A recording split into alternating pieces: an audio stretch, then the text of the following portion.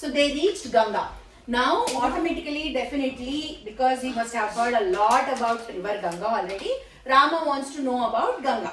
He wants to know how Ganga was born and why is it called the river of three worlds. So it is the River Ganga is called as the river of three worlds. One is no.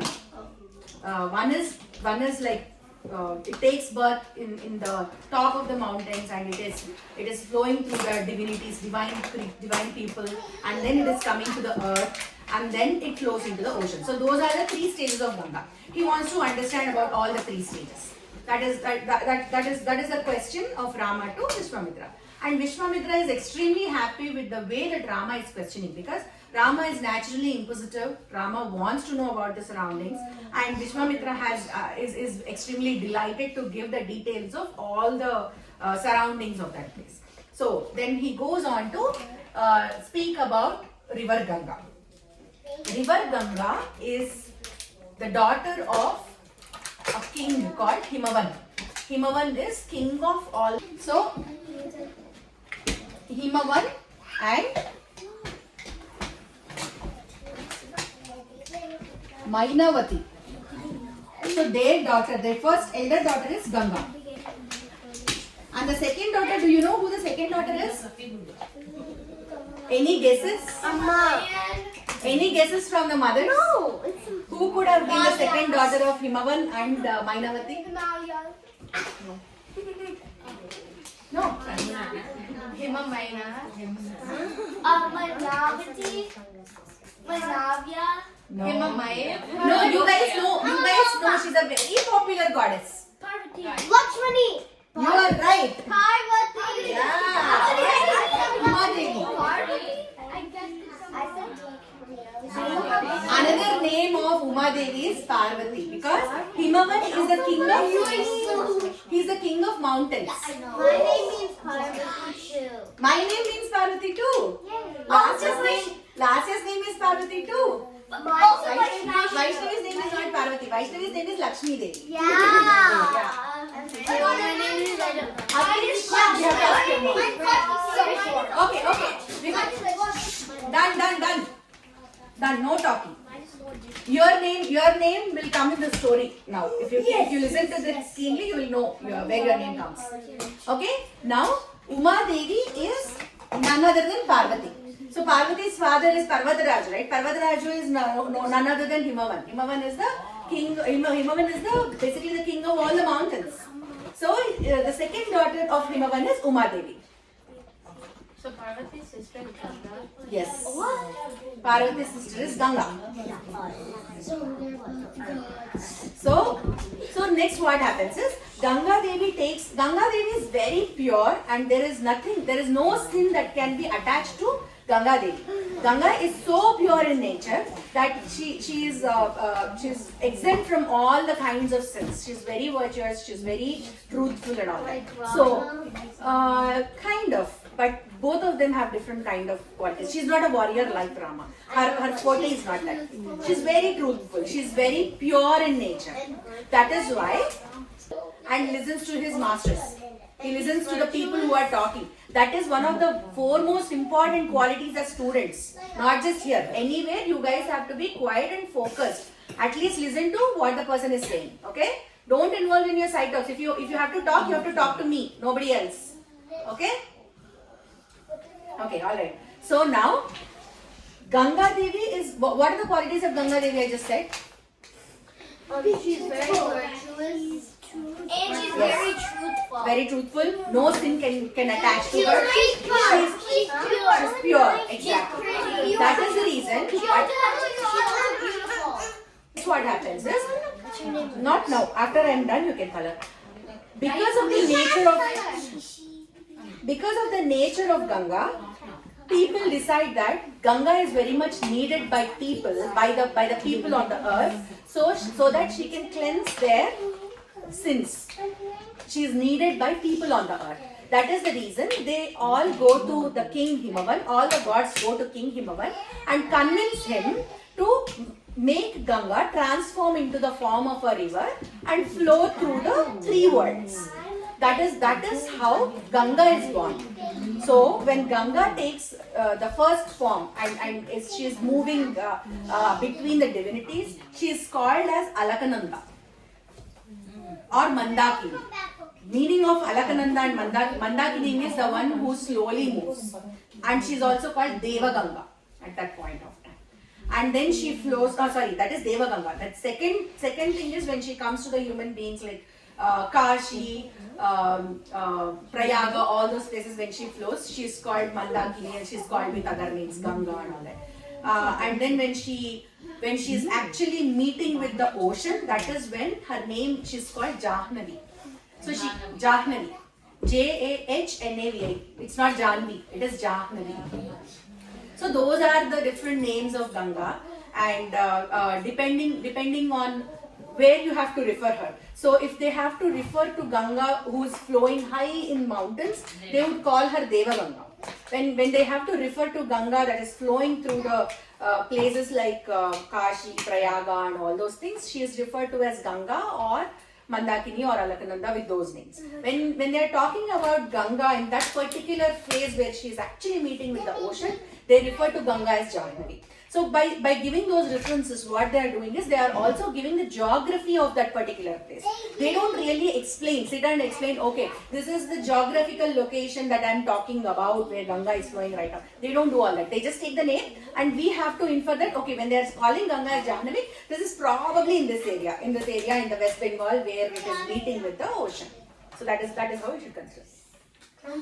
Like, say if you committed a sin and you go to the Ganga River, like, where do all your sins go?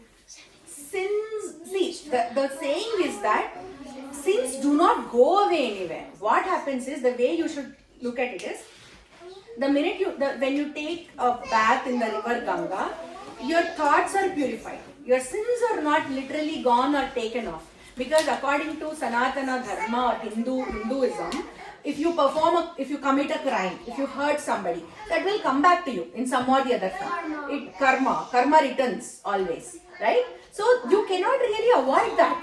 Karma doesn't go anywhere.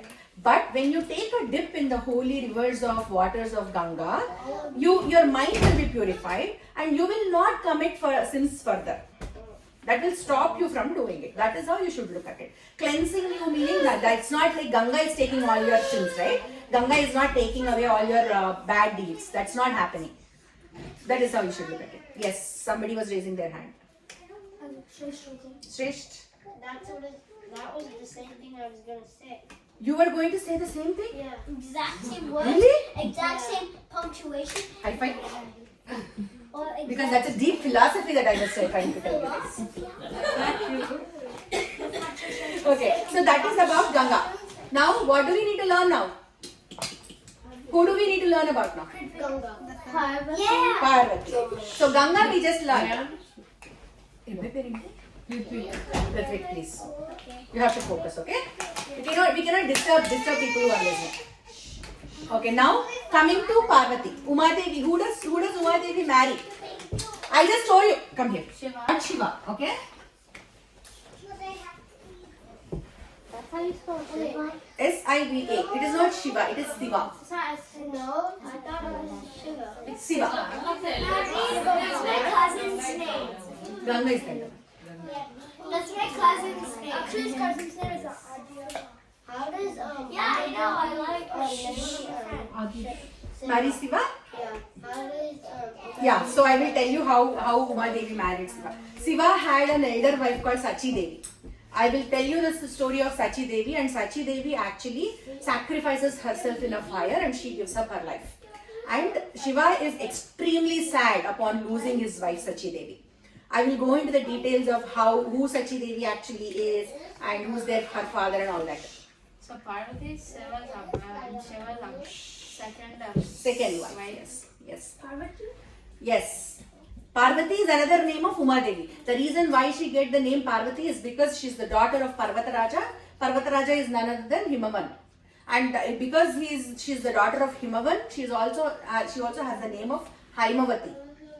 Okay? Usually the tradition is like daughters are named after their fathers, sons are named after their mothers. That is how they get their names like that. Yes. So like Shiva's wife sacrificed herself, then Shiva married Umadevi. Yes. So then what happens? Let me proceed a little bit in the story. Then I can talk. So now we will try to see how Parvati Devi got married to Shiva. Okay.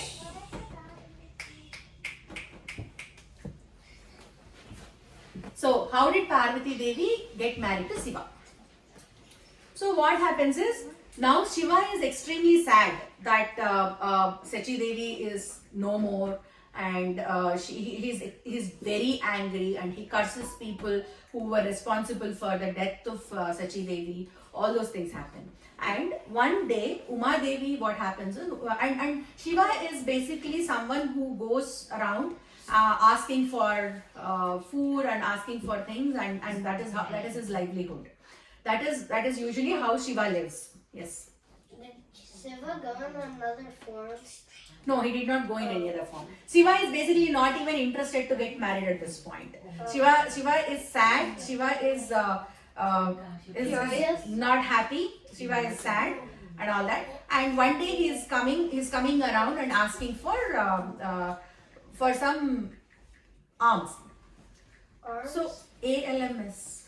That means Bhiksha. Bhiksha basically. Bhiksha means what? He asks for something and you have to give him.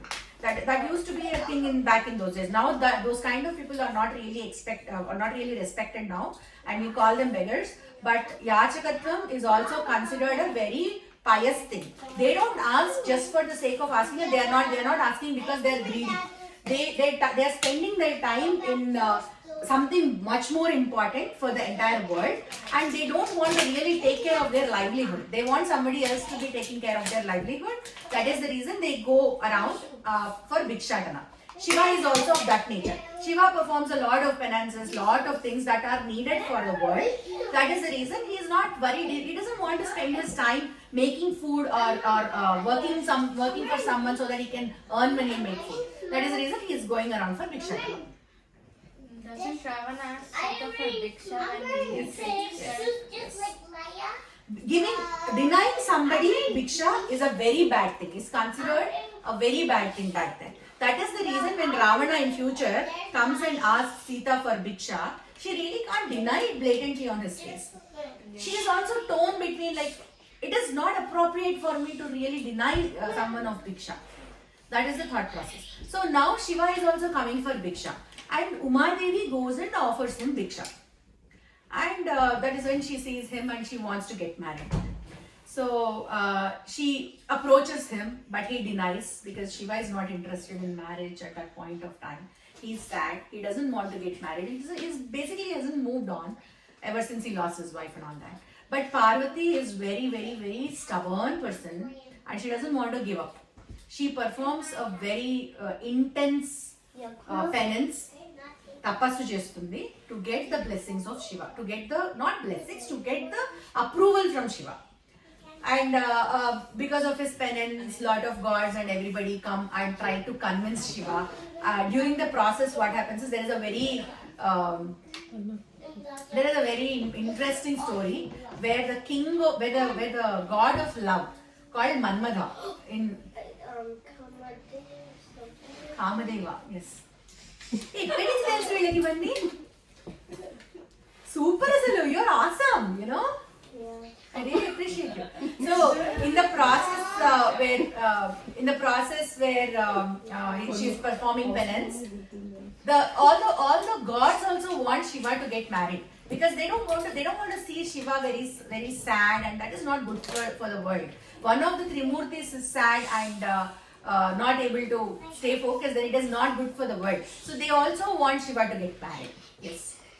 So you know how Shiva's first wife sacrificed herself into the fire? Why did she do that? That one we will come back to that story at a later point of time. First we will talk about Umadevi because we are here. We don't want to lose focus. Let's talk about this, and then some other day I will tell you the story of Sachi Devi. Okay? Sachi Devi is her name. So now I am coming to the story of Manmadha, right? So Manmadha is a god of love. Basically, he can create emotions in people. He can create that mutual interest in each other. That is what he is. So he goes and he has a arrow, and that arrow has flowers on it. So they symbolically show, he shots the arrow to some person and they fall in love. Like a Cupid? Yeah. Yes, very similar to Cupid. Huh? Does Umadevi shoot the arrow at Parvati? No. He tries to shoot the arrow at Shiva. But Shiva is extremely furious. Shiva is like, what nonsense is this? Why are you doing all these kind of silly things with me? And then he burns that guy. He burns Manmada to ashes. Into ashes, yeah. You know that? That kind of a weak. And ఈ కన్ను open చేసి చేసింది Yeah, అప్పుడే but that's like. అది open చేస్తాడో లేదో తెలియదు, but he burns into ashes. Maybe he opens. But usually he opens that ప్రళయం వస్తుందంట. So it may be some other thing. Before the world became. So if you guys know the song, the Sirivenala song, గిరిబాలతో తనకు కళ్యాణమునరింపదరి చేరు మన్మల్ని మసి చేసినాడు. గిరిబాల అంటే Giribala is Giri means పర్వతం, right? Himavan's daughter. గిరిబాలతో తనకు అంటే Manmada came with an intention of getting Shiva married to Parvati, who is Giribala. So and when he approached with that idea, this man who knows nothing, like who's like who basically doesn't even give it a thought, he made him into ashes. So the entire point of that story is this girl asks, what did you pray to the god and what kind of boon did you ask from the god? Then he starts to sing, saying that what kind of boon can I ask from a person like this? Manmada came to get him married to such a beautiful lady as Parvati, and he doesn't even realize all that, and he just turned him into ashes. He himself doesn't know what is good for him or bad for him, and what kind of boon can I ask this man? So that is how he goes on to describe all the acts of Shiva. So this is one of the very beautiful lines that I like from that particular song, so I wanted to quote it. Yes. Umadevi. Is Umadevi immortal? Model. Yeah. Immortal. Immortal. Okay. Yeah, mortal means Yeah, Parvati is immortal. After she marries Shiva, she's immortal. Immortal means you're living. I said immortal. Okay, so now, okay, let's come back. So now what happens is, because everybody started pursuing, Umadevi gets married to Shiva. Shiva agrees and Shiva marries Umadevi, and they both live in the place called Kailasa. You might have heard about the Kailasa Parvata a lot of times, right? Kailasa Parvata is in Himalayas. Today, right now, it is in the border of China, Tibet and India. And it is in the middle of Himalaya Parvatas.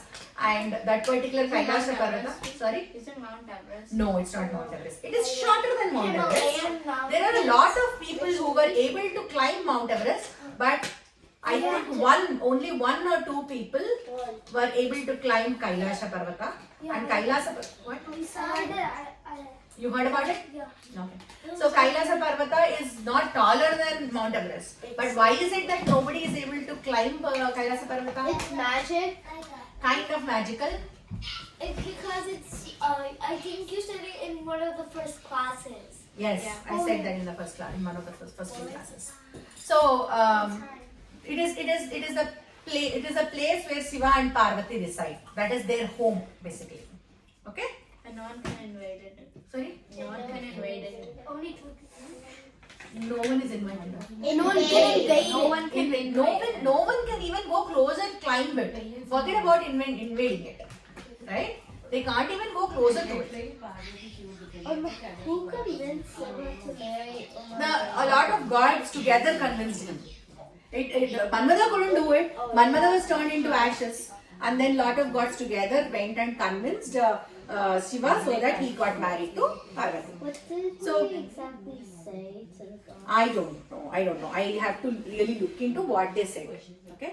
Now, then what happens is, now Shiva and Parvati are married. Okay.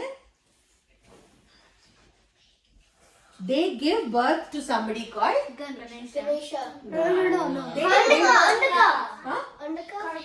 Hanuman. No. No. Ganesha is someone who Parvati is makes. She makes out of a paste. Kartik. No, not Shiva. You're right. Kartikeya. Also Kumaraswamy. Yes. Kumaraswamy. So Kartikeya. So original name is Kumaraswamy. The reason why he got the name Kartikeya is because he is born in the Kritika Nakshatra. When the Kritika Nakshatra is on the it's a star, Kritika star. That is why he is called Kartikeya. And he is also born in the Himalayas, and there is a very great detail of how Kartikeya is born. So this I want to hear. huh? I want to hear. Intama? I want to hear. Rabi's gonna hear it, so wait. You want to hear what? Just How he was born? Okay, so Shiva and Parvati, they are living in Kailasa. Did they use Kausalya? No. Shiva and Parvati, I said. They are in Kailasa, and they both. You know what Shiva performs? The kind of art that he performs. Shiva is a god of dancing, the Nrityam. The entire Nritya Kala, he is the father of it, he is the god of it. And his dance is called Tandavam. Shiva performs Tandavam. Shiva Tandava. Shiva Tandavam, it is called. And Parvati, what does she perform? Lasyam. So the dance format that Parvati performs is Lasyam. Lasyam is something that she performs when she is happy, excited, in a very good state of her mood and all that. And kind of Lasya's name. Yeah. Lasya Priya means somebody who loves Lasya. Who loves Lasyam? Parvati Devi. So that is the name of Parvati. So like Shiva Tandava.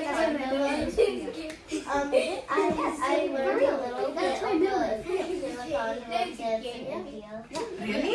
I want to see that, okay? After this class. I only learned a little. Whatever you learn, try. Okay? So, okay, coming back.